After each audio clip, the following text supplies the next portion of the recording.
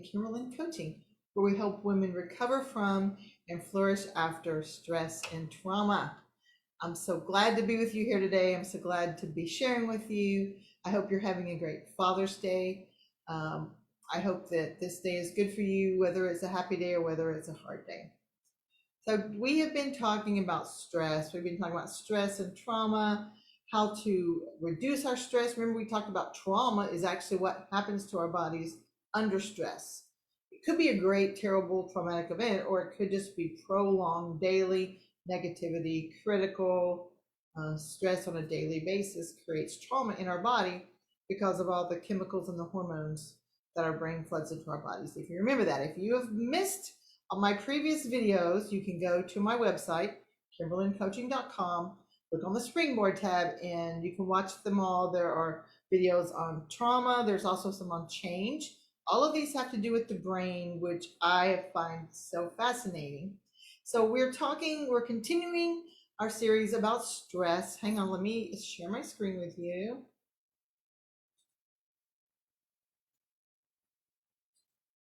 Okay, so we started off talking about how to regulate our bodies in the moment.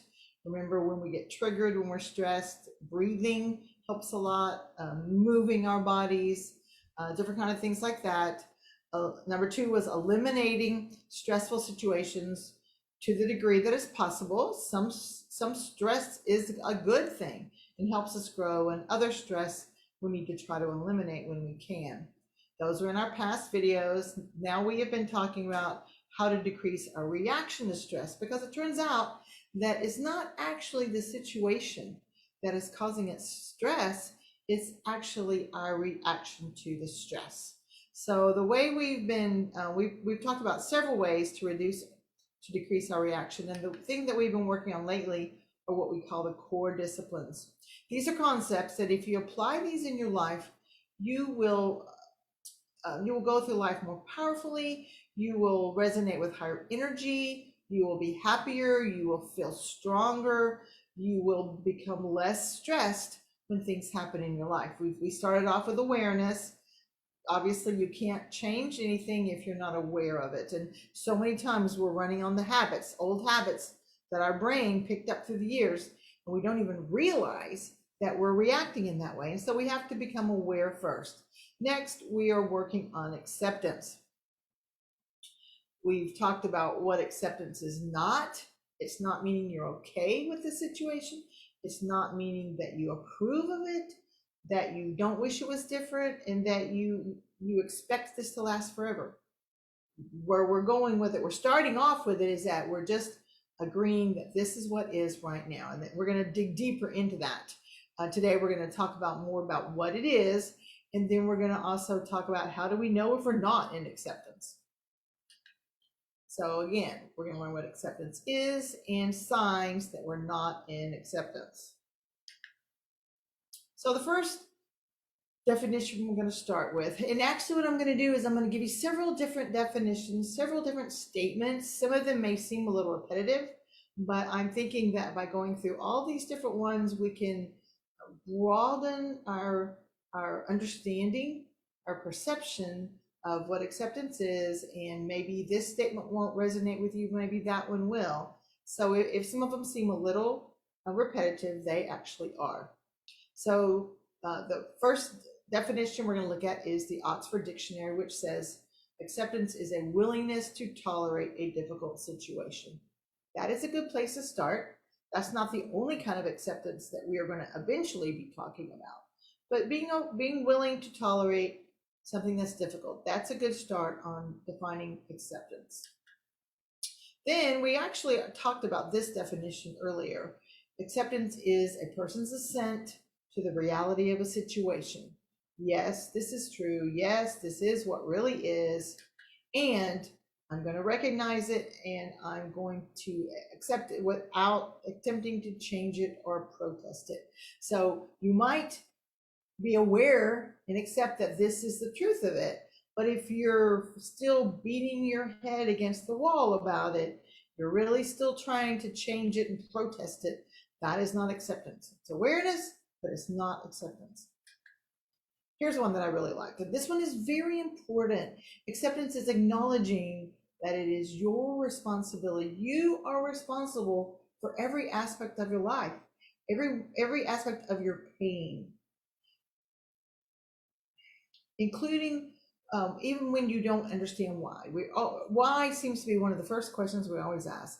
And whether we get an answer for that or whether we don't, it's still our reactions, our thoughts, the feelings that come from those thoughts, and our actions that come from the feelings that determine our feelings, the way we live life, our joy, our pain, whatever. So realizing and accepting that we are responsible. We want to blame other people, right? I mean, how often do we say, work is stressing me out, home is stressing me out, the traffic is stressing me out, you're giving me gray hair. We always want to blame someone else, but that is not actually true. It is actually us causing us our own unhappiness. That's a hard one sometimes, but that's an important one. So this one, I love this one. Acceptance is an actual transformation. Now, you remember we've talked about the brain, we've talked about the synapses in our brain, the neurons, all these things firing here and there and connecting and disconnecting. And when we accept things, the structures inside our brain actually literally change. New neurons are created, new networks are formed, and we literally, physically transform. I love that. I think that is amazing. and I think it's really important to remember that the things that we are talking about with stress and trauma, we're not just talking about feelings and mental and emotional. These are actually physical experiences, physical things that are happening in our body. These physical things often cause our mental and emotional problems. And so it's all bound up together. We can't separate the physical from the mental from the emotional. Sometimes we try to do that, but it's all bound up together. We're a package deal. So here's some more thoughts about acceptance. So it's facing reality as it is without trying to change or control it. I mentioned that before, but it's very important. Just realizing it is, but still trying to change it is not acceptance. And acceptance is not just passive, it is a willful, courageous action. It is an active dialogue. I'm not just going to go sit on the couch and do nothing once I accept something. Once I accept something, then I can move forward. I can decide, is this something I can make changes about? Is this, I mean, can I change the situation? Can I change me? What can I need? What can I do? And what needs to be done? And it's not a passive thing. It is very active. Another thing is you cannot fake acceptance. Now, you might can fake it to other people, but you can't fake it to yourself. Your brain will not let you do that. Your mind will not let you do that. If you're not accepting, you might as well just say to yourself, accept that I'm not accepting, because you can't just say you're accepting when you're not. It doesn't work that way. So here's some more last thoughts about acceptance. It's not a fleeting thought. You don't just say, oh, accept, and it stays there. It doesn't. It's a commitment. You're making a decision to accept, and you have to practice at it. It's difficult. It's difficult, but it is possible. It's not a sprint. It's a marathon. Someone that gets up in the morning and says, I'm going to go run a 5K, or they are going to fail. They are going to die. So if they want to do a 5K, they're going to start practicing. They're going to take it in little steps, little bites, little things day by day by day. And they'll get stronger, they'll get faster, they'll get more stamina. And acceptance is the same way. You have to start out small, start out little, day by day you practice it. It is difficult, but it is possible. So here are some signs that you're not in acceptance. If you find yourself saying these things to yourself, then you can also add on, okay, I am not in acceptance. Why is this happening to me? Why is this happening to me now? Why did this happen to me? This is horrible. What did I do to deserve this? I can't accept that this happened. I can't deal with this. This is not fair. Things shouldn't be like this. I can't believe this is happening. It's not right. Things should be different. I wish things were different. Signs are not in acceptance. Some more of them. everything is working against me. Everyone is working against me. I can't ever get a break. Bad things always happen to me. Nobody else has to deal with this. I'm never going to feel okay about this. Now, if you listen to some of my very, very early videos, I talked about levels of energy, levels 1 through 7, and these are like a filter. They're like the way that you look at the world. Level 1 energy is like, poor me, life is treating me bad, I can never do anything right. It lends depression, it lends sadness, apathy, and it goes along with our brain stuff. It's on the bottom of the ladder where you're sad and you're mitigating and you're hiding and freezing maybe. And then level 2 is you're doing things to me. The world is doing things to me, but it's your fault. It's not my fault. In level 1, it's usually poor me, I can't do anything right. In level 2, you're doing all these things to me. Both of these levels are what we call catabolic, because catabolic means destructive. And when you're in these levels of energy, you're viewing the world this way, your body is in stress. Your brain thinks you're in stress and is pouring out those hormones. And those hormones, the cortisol, the adrenaline, the noradrenaline, if you live in those every day, day by day by day, that constitutes trauma, and you end up destroying yourself. So if any of this sounds familiar to you, you're like, oh, this sounds like level 1, level 2. These are level 1 and level 2. Here's some more of them. People shouldn't act the way they do. I can't get past this. This is terrible. I'm never going to get over it. I shouldn't have to deal with this. Now, if you're like me, when you listen to all these things, and you're like, oh my word, I'm saying these things. Oh no, I'm not in acceptance. And I tend to beat myself up for things. And so you might be beating yourself up about this and thinking, oh, I'm never going to get this. I'm never going to get in recovery. I'm never going to get out of the grief. I'm never going to move on.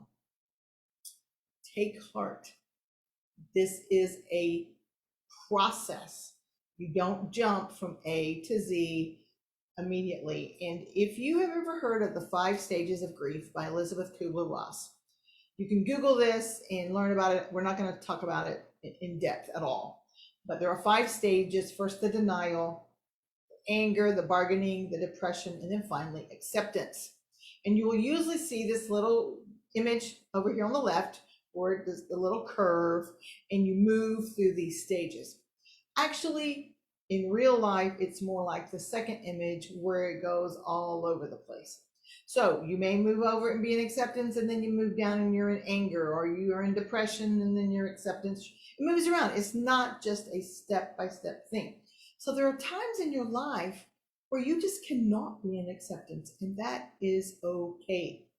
When you are grieving, when you're grieving the loss of a person, a dream, a situation, maybe you're in recovery. There's a lot of stages of life that these 5 stages of grief apply to. It's not just for grief. It applies to a lot of things. And so remember, we've talked all along about feelings aren't wrong, they just are. And we just want to become aware of them so that we can move on. So like I said before, sometimes you may have to accept that you're not in acceptance. We're actually going to talk about accepting our emotions in a later, in a week or two. But for now, just know if you're not in acceptance today, it's okay. We're not trying to beat you up and say you're wrong for not being in acceptance. I'm just saying that eventually, if you want to move on, you're probably going to say, I'm tired of being where I'm at. I'm tired of being in denial. I'm tired of being in anger. I'm tired of being in depression. I'm ready to move into some acceptance. We're actually going to give some tips for that in the coming weeks. And just know that we're always wanting to just become aware of how we're feeling and acting. And that way we can respond to life rather than just reacting to life. So if you're not in acceptance right now, that's fine. We're going to keep on learning about it. And if you would like some help, if you would like to kind of talk out things and try to see where you are getting stuck and you would like to move forward, I would love to talk with you about possibly working together in a coaching relationship. There is a link in the show notes. You can click on that link and you can schedule a free complimentary coaching session where I can show you how powerful coaching is, and then we can talk about whether we would work well in a coaching relationship. Meanwhile, I hope you have a less stressful week and respond less stressed out to the situations around you. Talk to you later. Bye-bye.